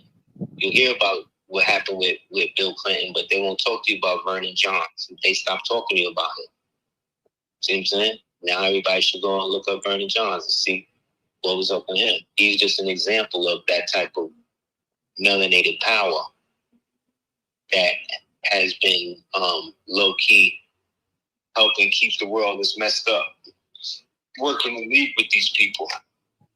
They basically, think about it, they're basically like think about a checkerboard, it's black and white pieces. And no matter what piece you are, you got to work with them on them black and white squares to get what you want. And so that has been the agreement. That's the eagle and the pyramid working together. Understand? It's just now the time has come where we're supposed to now take our affairs amongst the places of men and not engage in the stuff that has nothing to do with that ascension. That means we got to stop fighting amongst each other about ideology when that has nothing to do with our overall awareness. We got to stop thinking money is the way out of it when we got money. It ain't that. It's the fact that we have not reconciled the fact that we are our empire from within. And empires that fall from within rarely can come back. So we got to stop thinking when we say long live the empire or whatever, that we're going to somehow resurrect the old Moorish empire. No, it fell for a reason. See what I'm saying? It fell because they lost the sight of their noble nature. So the more noble we get back to being with one another, the more we can erect something even better. And while we're doing that, we don't get caught up with what these other nations on the way out is doing, because the same way it started with nobody here but us, it's going to go back to that. Another thing, stop looking for this all to happen in your lifetime. You come from a people in which time never was when man was not. Therefore, if there ever was a time when time began, there surely be a time would end. Therefore, that right there is a binding quantum. That's a quantum loop. That's explaining a quantum entanglement right there. So that's the first line you read in the joint. So from right there, you are part of the express trust of that quantum imperium, that quantum time fixture in which the term more or mores are outside of. We're outside of all of this rhetoric stuff or who's the slave, who's not the slave. We beyond that. We remember. We have put the pieces of Osiris back together without having to submit to the will of another man, without having to put on an apron or whatever else we need to do to show ourselves by right and affirm. We don't got to do that. We were born on the square. We were born right side up. So why would I study 35 to 50 years and get respect from another man as master to get something that I'm naturally born as? That's maladapted. That's what we gave the children, i.e. the maid sons. See what I'm saying? But we are sons of our mother, and our mother giving us the dominion. Therefore, we honor her by creating a formidable kingdom in her honor, that she then feels comfortable enough to reproduce and create more of us to help preserve her. So it's easy. So all of this back and forth, men's this, women, all of that is more distraction. It ain't got nothing to do with reality. But if that's the reality you want to focus on, then you could do that. That's what creating this union with them was about. Giving us the time to be whack. Giving us the time to figure out what type of empire, what type of people we going to be. Now that we know what we not going to do, see what I'm saying? It's time to do what we know we're supposed to do. So let's do that and stop striving to, isolate ourselves based upon what Moorish faction, what Hebrew faction, what sorority, what gang, what all of that is mind control. Ain't got nothing to do with the fact that with all the money we got, we don't got enough to get free. Not free from the white man, free from the avarice we have for one another. You could do that. So, again, I guess that's it. I don't know what else. Yes. Brother, I want to thank you, man, for accepting my invitation. Greatly appreciate you. I trust this isn't the last time. Indeed, never. We're going to do it again, definitely. Absolutely. Once again, strolling across the screen, you have Aseer's Cash App, his Facebook information, and his website. The brother has dropped some jewels tonight. So support the brother. write out the Cash App information as it's been strolling across the stream for the past hour and a half or so. Brother Hank, I want to thank you for allowing me to reschedule this for tonight. And so next week I have next week Monday, Moorish Monday at 7 p.m. Eastern Standard Time. I have Dr. Powerton. He will be doing a book review. He is a Shriner, a Master Mason, a Shriner, and a Shriner. He will be doing a book review on my book, The Masonic Compass Square and the Connection of Measurement and Timekeeping. So, once again, support Brother Aseer. He dropped some very, very polished jewels tonight. Brother, I want to thank you again. You want to give some closing remarks. Close us out. He's gone. Oh, he's gone. All right. Thank you, Hank. Good night, y'all. All right, good night.